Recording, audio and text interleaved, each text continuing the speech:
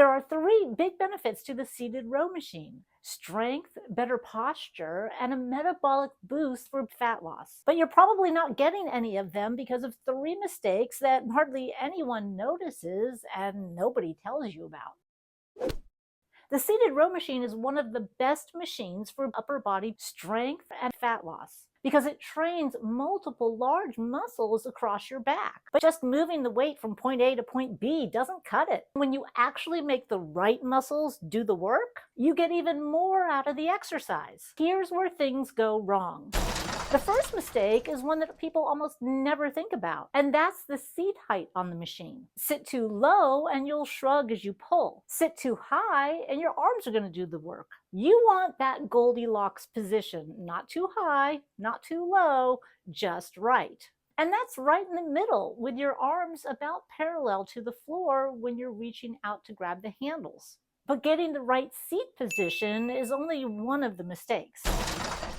In the seated row machine, you might work on the pull back, then free fall on the return, and let the weight yank you forward. And that's not just an ugly rep, you're missing an important part of the exercise. Control the return with the same muscles you use to pull back, and do that on every repetition. And don't let the weight decide what your body does. This is where you really work more of the muscles efficiently to get more strength, posture, and calorie-burning benefits. And this is exactly why I tell my clients, keep it squozen.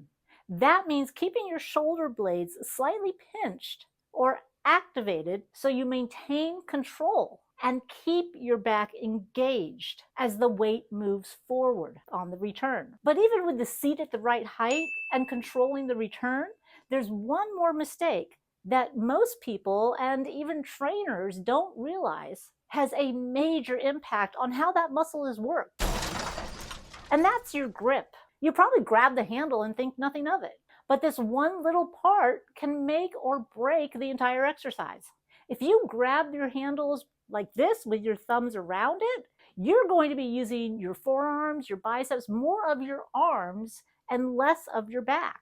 So do this, get rid of the thumbs, stop the crab grab. So crab grab, no.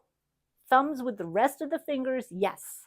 Think of your arms like hooks. They're there to connect you to the machine so that your back can do the work. You're not trying to yank that handle into your body. You're trying to get your elbows moving back while your upper back controls the movement.